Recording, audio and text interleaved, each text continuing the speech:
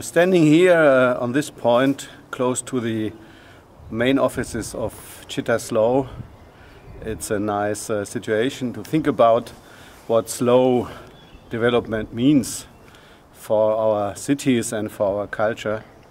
If we are looking around here, everything seems to be very simple because these small towns and wonderful old cores of towns in Italy, they show us this European tradition of town and the heritage, the cultural heritage of Europe. And everything seems easy. We should keep this, we should restore it, and it's wonderful.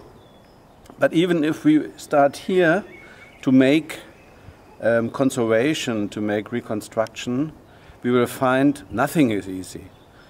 All these towns, or these buildings of the old towns, they have a long history, and people used it, and they changed the construction, they changed the ground floor plans to use it in the way they needed in the different centuries.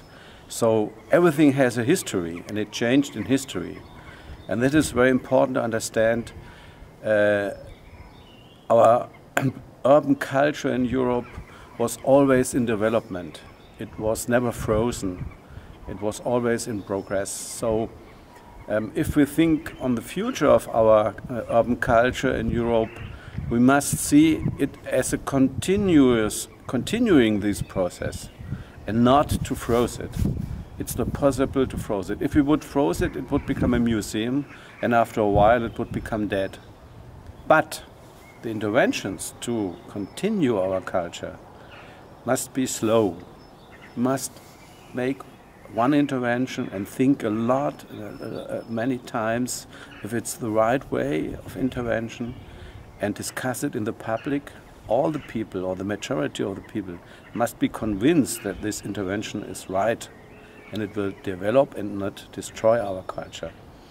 So the change must be adapted to the mind of the people.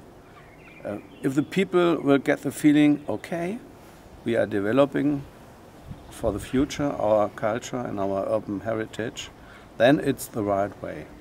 And if many people, or even the majority of the people, get the feeling these interventions are too strong and they are too fast, then we are on the wrong way. So for me it's very easy. We must have this public discussion about our targets. Where should we develop to? And after the discussion, and this discussion may take many years, this was always in Europe the same. For example, the center of Florence, the discussion about the construction of the famous Campo di Siena, not Florence, sorry, of Siena, Campo di Siena, lasted many, I think, 4 or 5 decades. And at the end they constructed this wonderful urban ensemble. So it's, for me, the same, discussing our future. We must convince all the people, and the people must get the feeling of developing our culture. And then interventions are allowed. Interventions are not bad, only bad interventions are bad. So this is a very complicated process to get the balance between conservation and further development. And this is a political process, it's a process happening in our mind and in the mind of the public. And it's necessary that nobody got, or the majority doesn't get the feeling that we will destroy our future.